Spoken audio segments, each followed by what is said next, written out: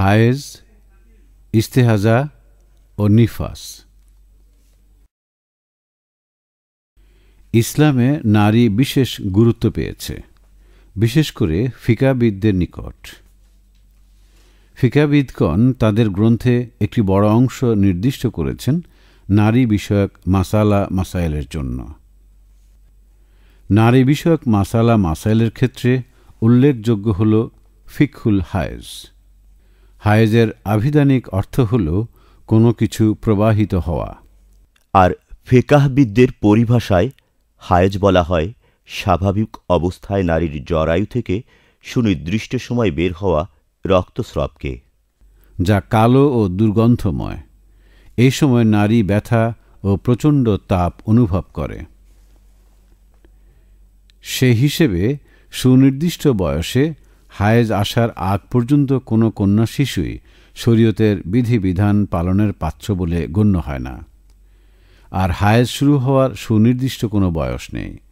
নারীর প্রকৃতি ও পরিবেশ অনুযায়ী তা ভিন্ন হয়ে থাকে। যদিও হায়েজের সুনির্দিষ্ট কোনো সময়সীমা নেই, তবে অধিকাংশ ক্ষেত্রে তা 6 অথবা 7 দিন হয়ে থাকে।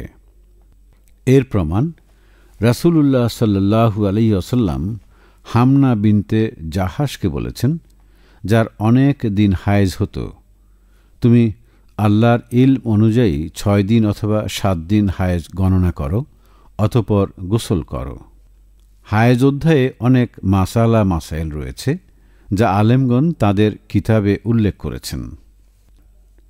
এসবের মধ্যে প্রথমটি হল এই যে, মূলত গর্ভবতী নারীর হায়েজ হয় না। অতএব যদি কোনো নারী প্রসবের অল্প কিছু সময় পূর্বে রক্ত দেখে এবং প্রসবের ব্যথা অনুভব করে, তবে তা নিফাসের রক্ত হিসেবে গণ্য হবে। আর যদি প্রসবের ব্যথা অনুভূত না হয় এবং তা বেশ কিছুদিন পূর্বে হয়, তবে তা হায়েজ রক্ত বলে গণ্য হবে। আলেমগণ আরও বলেছেন যে, যদি কোনো নারীর অভ্যস্ত সময়ের পূর্বে বা পরে অথবা অভ্যস্ত সময়সীমা থেকে কম অথবা বেশি সময় হায়েজ আসে, তাহলে বিষয়টিকে গুরুত্ব দেয়া হবে না। বরং যখন হায়েজে রক্ত দেখা যাবে, সেটিকেই হায়েজ মনে করা হবে। আর যখন পবিত্রতা দেখা যাবে, তখন সেটিকে পবিত্রতা মনে করা হবে। আলেমগণ আরও তাকিদ করেছেন যে, নারীর পবিত্র হওয়া বোঝা যাবে সাদা স্রাব নির্গত হওয়ার মাধ্যমে। যদি সাদা স্রাব নির্গত না হয়, তাহলে শুষ্কতা পবিত্রতার আলামত বলে ধরা হবে। যেমন, যদি সাদা তুলা নারীর গুপ্তাঙ্গে রাখা হয় আর তা শুষ্ক অবস্থায় বের হয়ে আসে, তবে তা পবিত্রতার আলামত বলে ধরা হবে। ফিকার কিতাবের যেসব অধ্যায়সমূহে হায়েজের কথা বলা হয়েছে, তাতে গুরুত্বপূর্ণ 2টি বিষয়ের প্রতি আলোকপাত করা হয়েছে, আর তা হল কুদরা ও সুফরা। হলুদ রঙের স্রাবকে বলা হয় সুফরা, আর হলুদ ও কালোর মাঝামাঝি রঙের স্রাবকে বলা হয় কুদরা। যদি কোনো নারী হায়েজের সময়সীমার মধ্যে হলুদ রঙের স্রাব দেখে অথবা হলুদ ও কালোর মাঝামাঝি রঙের স্রাব দেখে, তবে তা হায়েজ বলেই গণ্য হবে।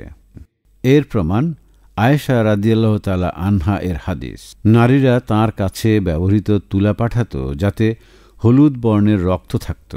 অতঃপর তিনি বলতেন, তাড়াহুড়া করো না, যতক্ষণ না সাদা স্রাব দেখো। এর দ্বারা তিনি হায়েজ থেকে পবিত্রতাকে বুঝিয়েছেন। বর্ণনায় ইমাম মালিক। কিন্তু যদি কুদরা ও সুফরা পবিত্র থাকার সময়সীমার মধ্যে দেখে, তবে তা হিসাবে আনা হবে না। এরূপ হলে নারীর উপর ওযু অথবা গোসল কোনোটাই ওয়াজিব হবে না।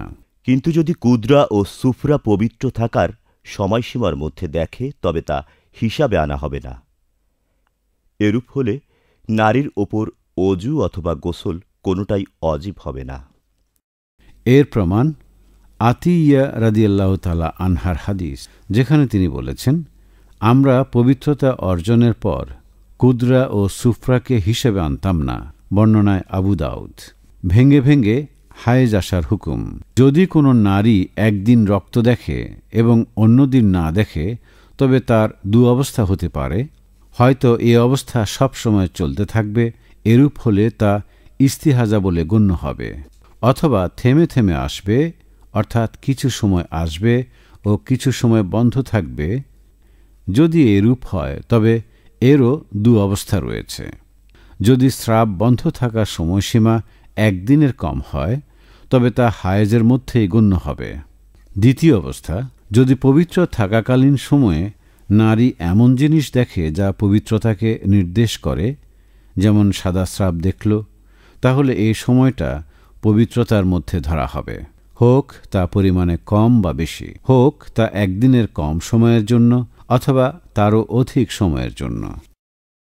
ইস্তিহাজা, হায়েজ ও নিফাসের মধ্যে পার্থক্য করাটা অনেকের পক্ষে কঠিন, অতএব বিষয়টি সুস্পষ্ট আলোচনার দাবি রাখে। ফিকাবিদগণ ইস্তিহাজার সংজ্ঞায় বলেছেন যে তা হল এমন রক্ত যা স্ত্রী অঙ্গ থেকে নিরবচ্ছিন্নভাবে বের হয় অথবা কিছু সময় বিরতির পর আবার বের হয়। হায়েজ ও ইস্তিহাজার রক্তের মাঝে এভাবে পার্থক্য করা যায় যে হায়েজের রক্ত হল ঘন ও কালো বর্ণের, আর ইস্তিহাজার রক্ত হল পাতলা ও লাল বর্ণের। হায়েজের রক্ত দুর্গন্ধযুক্ত, আর ইস্তিহাজার রক্তের কোনো দুর্গন্ধ নেই। হায়েজের রক্ত জমাট বাঁধে না, পক্ষান্তরে ইস্তিহাজার রক্ত জমাট বেঁধে যায়। হায়েজের রক্ত আসে জরায়ুর সর্বশেষ সীমা থেকে, আর ইস্তিহাজার রক্ত আসে জরায়ুর মুখ থেকে। হায়েজের রক্ত হল প্রাকৃতিক ও স্বাস্থ্যসম্মত, পক্ষান্তরে ইস্তিহাজার রক্ত হল অসুস্থতাজনিত। প্রথমটি সুনির্দিষ্ট সময় আসে, আর পরেরটি আসার সুনির্দিষ্ট কোনো সময় নেই। ইস্তিহাজাগ্রস্ত নারীর অবস্থাসমূহ। ইস্তিহাজাগ্রস্ত নারীর 4 অবস্থা। প্রথম অবস্থা হল ইস্তিহাজার পূর্বে নারীর সুনির্দিষ্ট সময়ে ঋতুস্রাবের অভ্যাস থাকা। এই প্রকৃতির নারী তার ঋতুস্রাবের সুনির্দিষ্ট সময়কে হায়েজ হিসেবে বিবেচনা করবে এবং মাসের বাকি দিনগুলোকে ইস্তিহাজা হিসেবে ধরবে। আয়েশা রাদিয়াল্লাহু তাআলা আনহা থেকে বর্ণিত, ফাতেমা বিনতে আবি হুবাইশ রাদিয়াল্লাহু তাআলা আনহা বলেন, হে আল্লাহর রাসূল, আমি পবিত্র হই না, অতঃপর আমি কি নামাজ পরিত্যাগ করব? রাসূলুল্লাহ সাল্লাল্লাহু আলাইহি ওয়াসাল্লাম তাকে বললেন, না, ওটা হলো ঘাম। তবে তোমার যে কয়দিন ঋতুস্রাব হওয়ার অভ্যাস ছিল সে কয়দিন নামাজ ছেড়ে দাও, এরপর গোসল করো ও নামাজ পড়ো। বর্ণনায় বুখারী। দ্বিতীয় অবস্থা হল ঋতুস্রাবের জানা কোনো অভ্যাস না থাকা, তবে হায়েজ ও ইস্তিহাজার রক্তের মধ্যে পার্থক্য করতে সক্ষম হওয়া। এই প্রকৃতির নারী তার পার্থক্য করার ভিত্তিতে আমল করবে।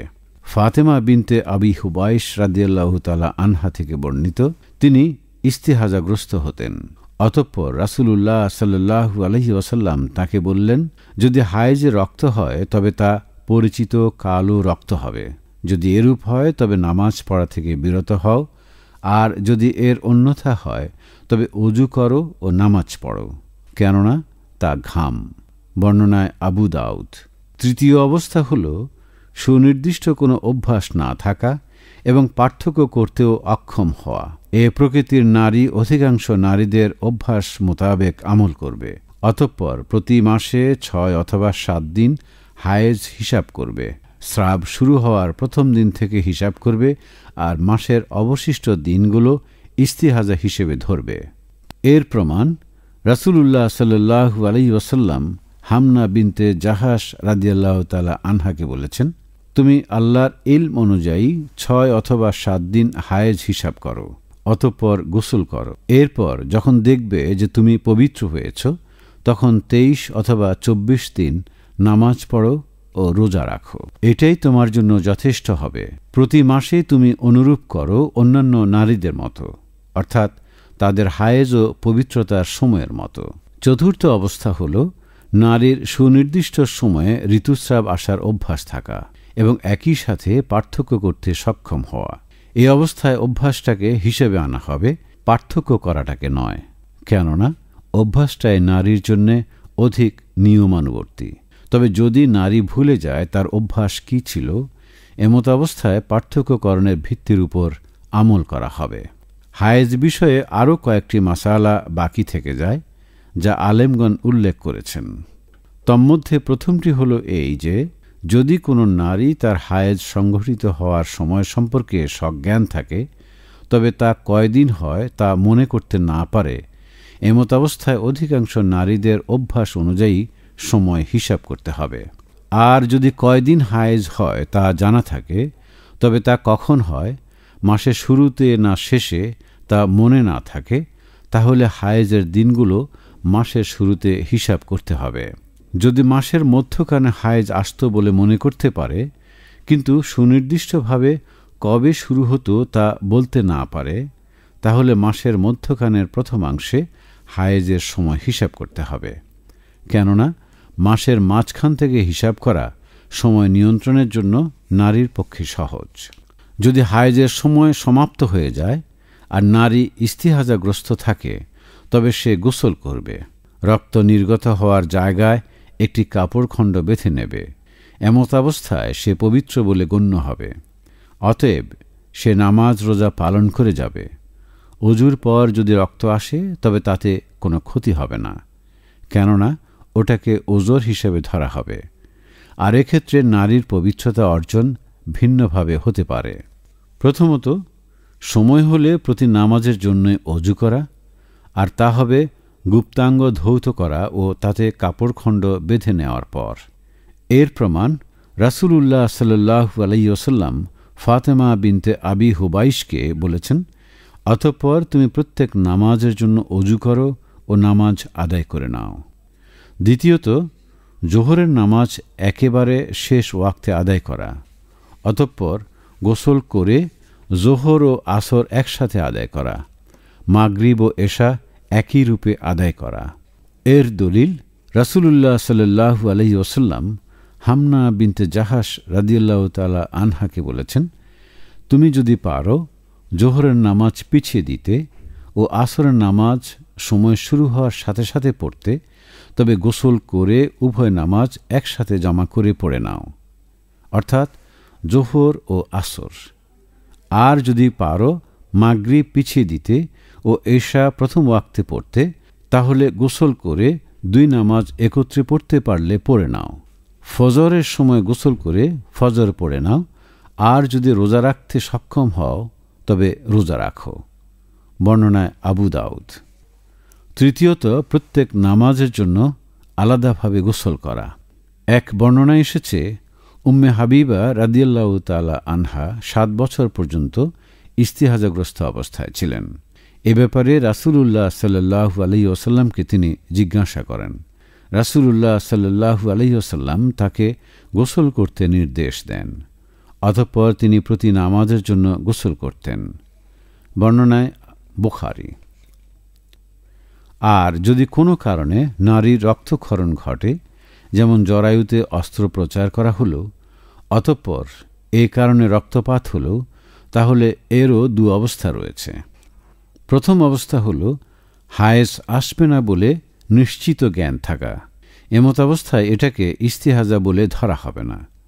অতএব এর কারণে কোনো ওয়াক্ত নামাজ থেকে বিরত হওয়া যাবে না।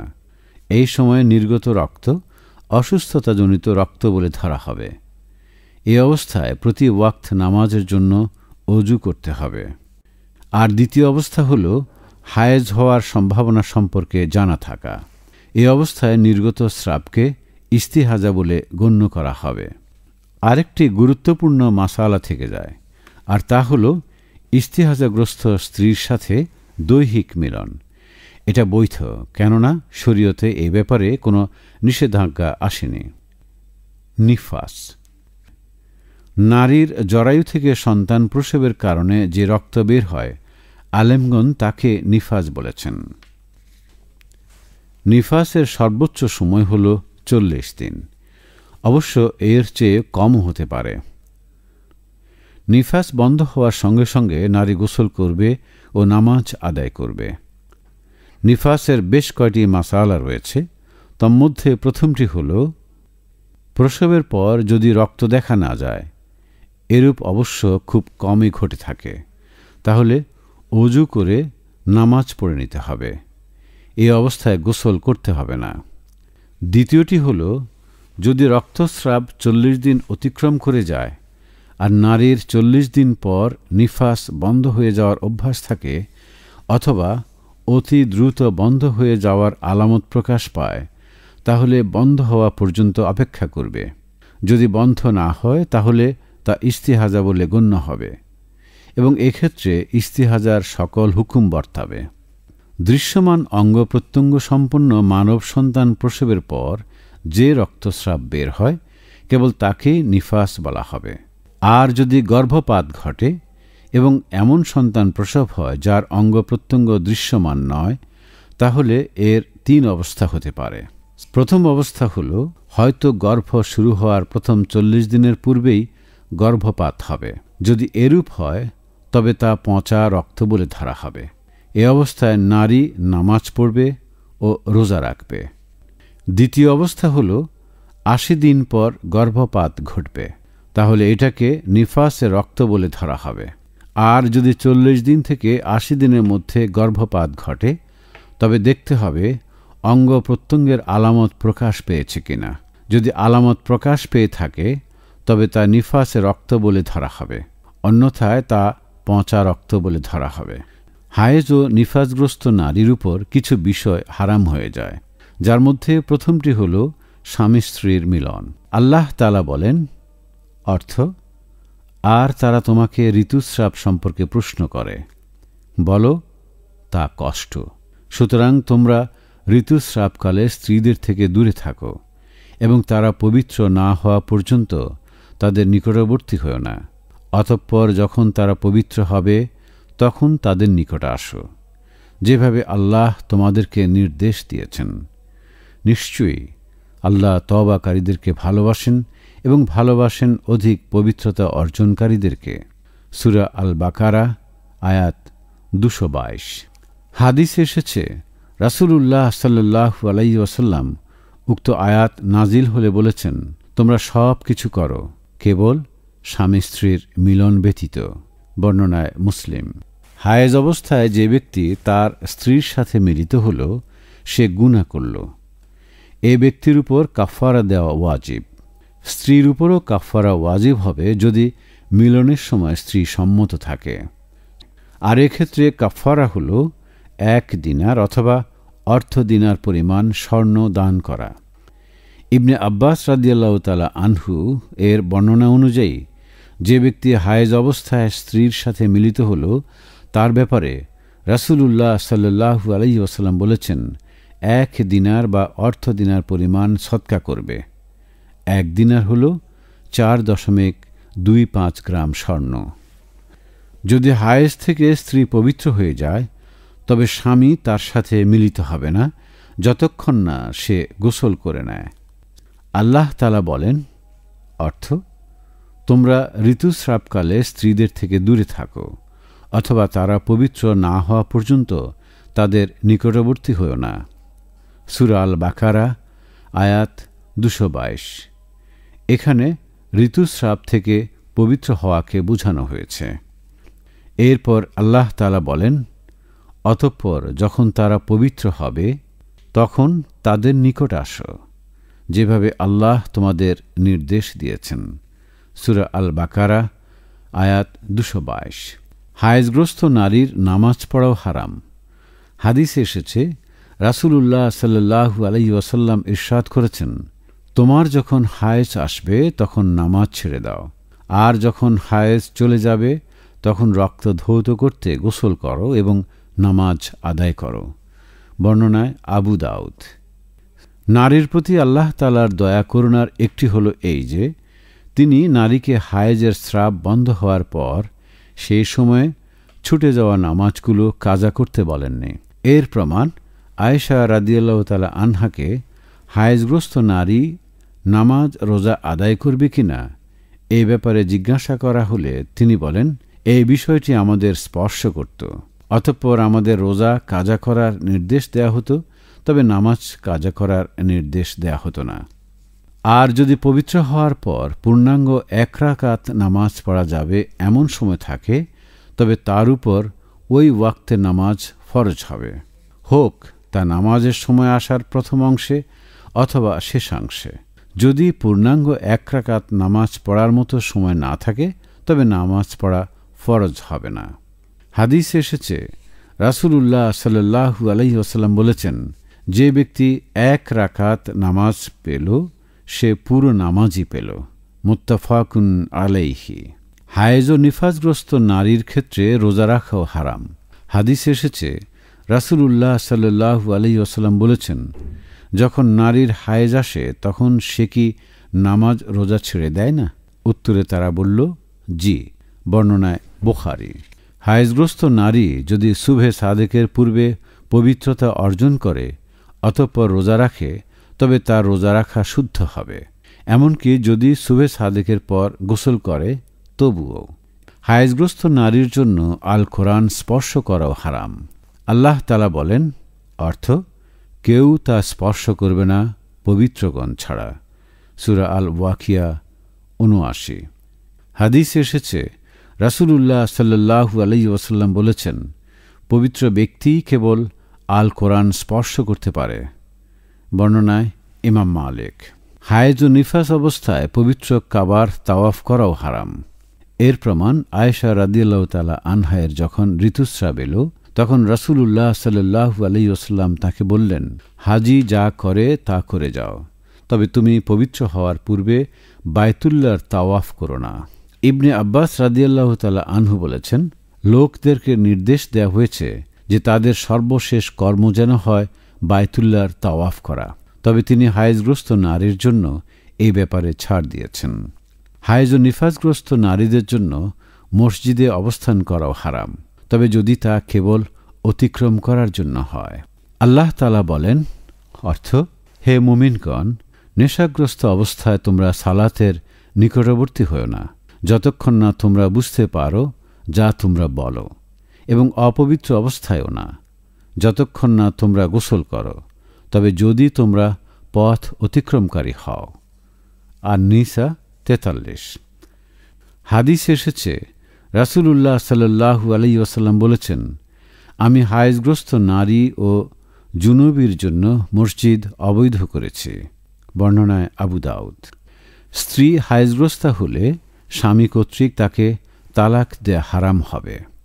আল্লাহ তাআলা বলেন, অর্থ হে নবী বলো, তোমরা যখন স্ত্রীদেরকে তালাক দেবে তখন তাদের ইদ্যত অনুসারে তাদের তালাক দাও। সূরা আত-তালাক আয়াত ১। অর্থাৎ এমন সময় তালাক দেবে যাতে ইদ্যত পালন করার সুনির্দিষ্ট সময় সে সামনে পায়। তবে হায়েজগ্রস্ত নারীকে তালাক প্রদান হারাম ও বিদাত হলেও তা কার্যকর হবে। হায়েজগ্রস্ত নারীর ঈদের নামাজের স্থলে অবস্থান করাও হারাম। হাদিস এসেছে, রাসূলুল্লাহ সাল্লাল্লাহু আলাইহি ওয়াসাল্লাম বলেছেন, আর হায়েজগ্রস্তরা ঈদগাহ থেকে বিচ্ছিন্ন থাকবে। মুত্তাফাকুন আলাইহি। তবে উভয় ঈদে ঈদগাহে গমন করা তাদের পক্ষে মুস্তাহাব, যাতে তারা খুতবা, খায়ের ও কল্যাণ এবং মুসলমানদের দোয়ায় হাজির থাকতে পারে।